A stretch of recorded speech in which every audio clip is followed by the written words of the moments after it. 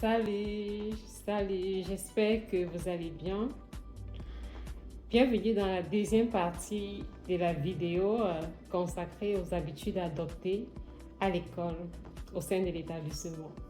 Il y a aussi des habitudes à adopter en salle de classe qui vont t'accompagner toute ta vie. Alors, je vais te donner 7 habitudes à adopter en salle de classe tous les jours. Allez, let's go!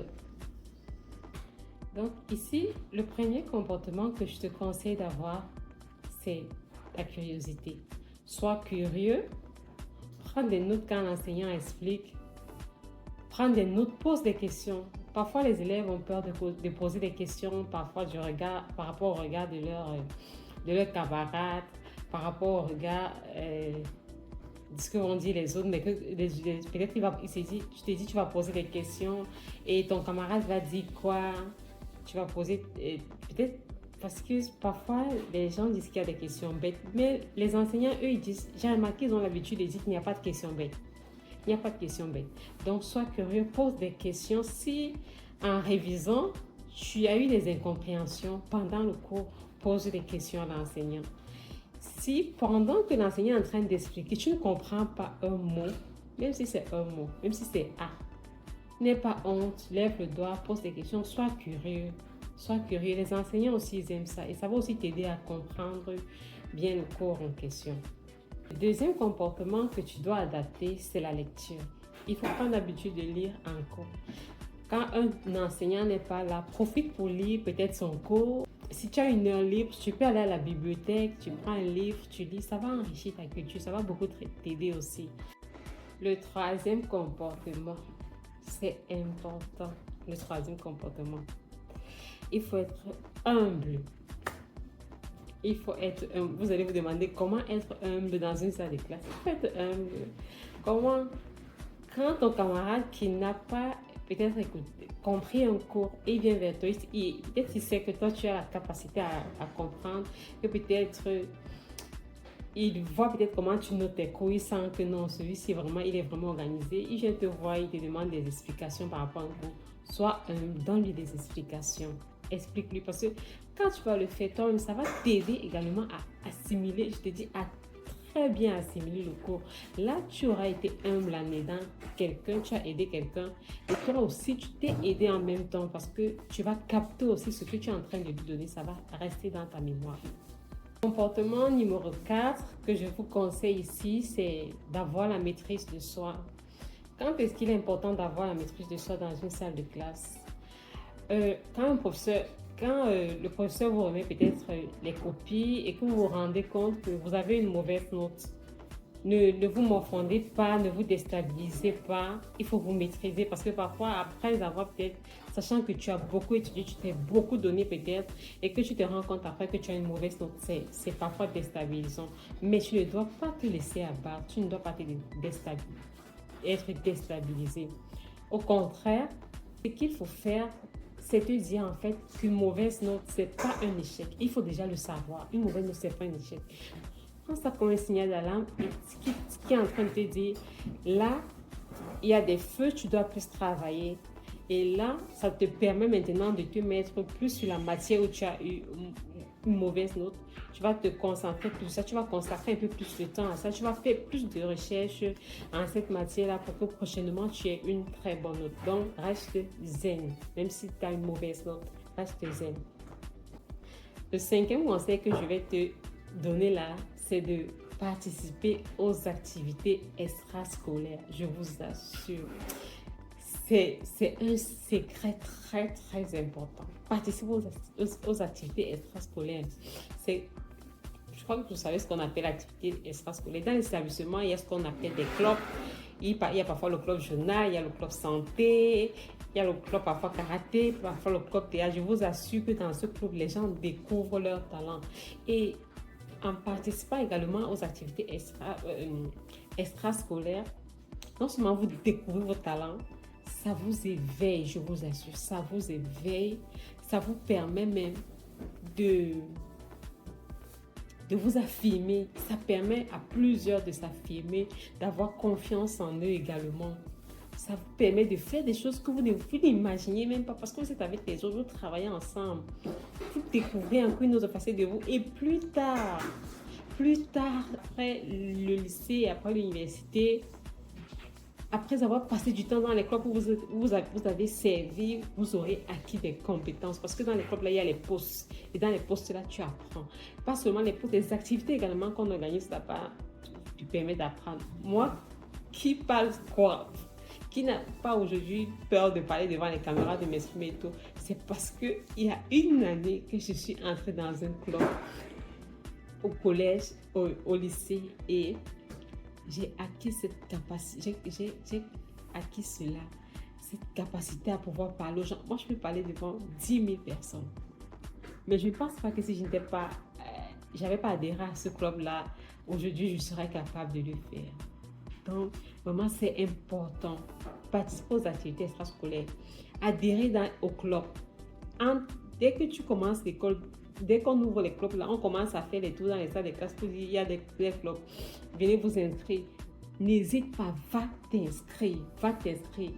Ne dis pas, je vais me concentrer sur mon école. Le club ne va pas me distraire. Non, ça ne va pas te distraire. Ça fait partie du parcours de ta réussite. Il te dit, tu vas voir plusieurs personnes.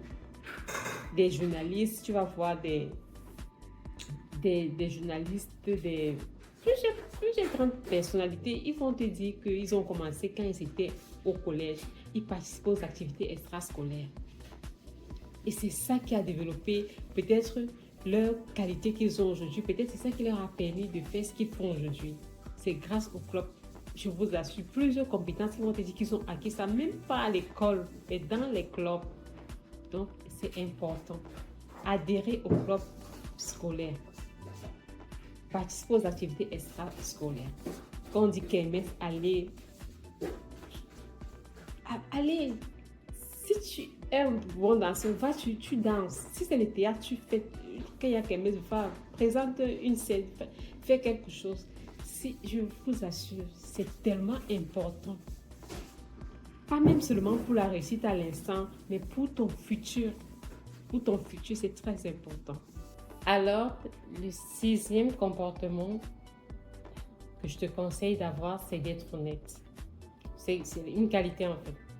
Sois honnête. Comment être honnête à l'école? En fait, sois honnête envers toi-même. Vous savez, parfois,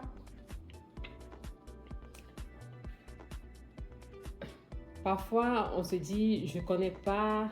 Il y a un examen, on se dit, je ne connais pas. Et comme je ne connais pas, je vais tricher. Je vous assure, il faut éradiquer. Je dis éradiquer le mot tricherie de votre vocabulaire. Moi, c'est ce que j'ai fait après avoir reçu le conseil de M. Tchokomakwa, mon enseignant dont je vous parle. J'ai éradiqué la tricherie. Il faut éradiquer. J'étais en classe de seconde. Parce que quoi, la tricherie vous fait croire que vous valez vos notes. Du coup, ça vous endort. Vous avez triché pendant l'examen ou pendant une composition. Vous avez eu une note, peut-être vous avez eu 14, vous avez eu 15, vous avez eu 10, vous avez eu la moyenne. Là, ça va vous endormir parce que vous n'allez pas vous rappeler que vous avez triché. Moi, je suis passée par là. Vous allez vous dire non, c'était ma note et j'ai réussi, j'ai eu la moyenne. Ça ne va pas vous permettre d'étudier. Ça ne va pas vous permettre de prendre au sérieux un cours peut-être que vous ne maîtrisez pas. Donc, du coup, vous allez laisser et peut-être devant, vous allez avancer peut-être lors de l'examen officiel ou même lors d'une composition et vous n'aurez plus la possibilité de tricher. Vous serez buté. Et c'est ça qui va entraîner votre chute. Nous sommes donc rendus au 7e comportement. 7e comportement à adopter. Ici, je vais vous parler je vous conseille d'être très stratège. Être stratège, comment être stratège dans une salle de classe. Être stratège, c'est savoir aussi choisir son banc. Savoir choisir aussi ses compagnies. Savoir choisir avec qui marcher. Il faut marcher avec des gens qui poursuivent le même objectif que vous aussi. C'est important. Marcher plus avec eux. choisir sont bons aussi en fonction de votre objectif. Parce que moi, pendant tout mon cursus scolaire, j'ai remarqué il y avait un endroit où des élèves ou des étudiants qui n'étaient pas très concentrés et pendant les cours aimaient rester. Parfois, ils ne sont même pas concentrés comme ça alors qu'ils maîtrisent tout. Toi pour assimiler, c'est pas facile pour toi. Tu pars t'asseoir avec eux. Ils font le désordre là-bas. Tu es parmi eux. Toi, tu ne retiens rien. Eux, ils sont du genre que quand on parle comme ça, même si bavard, ils retiennent et ça reste. Donc, je te conseille de ne pas trop t'asseoir dans ces endroits. J'ai pas envie de citer. Oh, on disait le Shabbat. Je vais parler. Le Shabbat. Faut éviter le Shabbat. Si tu sais que pour retenir, pour toi, là, c'est pas facile. Donc, il faut être stratège. Choisis une bonne position en classe. Donc, un bon banc où tu seras bien attentif. Reste à côté des gens qui ne vont pas te distraire. Ne te laisse pas distraire aussi. Pendant que tu écoutes le cours, sois concentré. Suis méticuleusement le professeur aussi. Et suis méticuleusement le professeur et je te conseille même d'être l'ami du professeur parce que c'est en étant l'ami de mon professeur que, en discutant avec lui, qu'il a pu me donner des conseils qu'il m'a donné vraiment, ces conseils m'ont aidé. Je vous assure. En venant vous les partager, c'est parce que je revenais de loin. Mais ces conseils m'ont fait du bien. Donc aujourd'hui, je sais que si moi, grâce à ces conseils, moi, j'ai pu réussir jusqu'à faire mes études supérieures, ça veut dire que tout le monde peut réussir. Mais comme j'ai dit, il faut adopter les bonnes méthodes.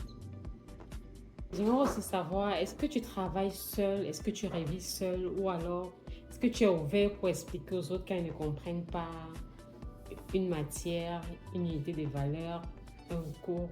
Est-ce que tu es ouvert pour expliquer aux autres? Dis-nous en commentaire et dis-nous également ce que tu en penses de ça. Si tu ne te retrouves pas dans ce qu'on a expliqué, s'il y a des comportements là que tu veux adopter, que tu veux faire de ça, que tu veux pratiquer et que tu n'y arrives pas, viens parler avec nous en commentaire et on va trouver des solutions. Et si tu penses également que tu peux ajouter quelque chose, si à partir de ton expérience, si tu as vécu quelque chose, si tu as pratiqué, tu as eu un comportement qui t'a aidé, tu peux mettre en commentaire, tu vas aider quelqu'un. Like, partage si tu penses que ça t'a fait du bien, que ça peut faire du bien à quelqu'un. Et abonne-toi et surtout reste scotché pour les prochaines vidéos.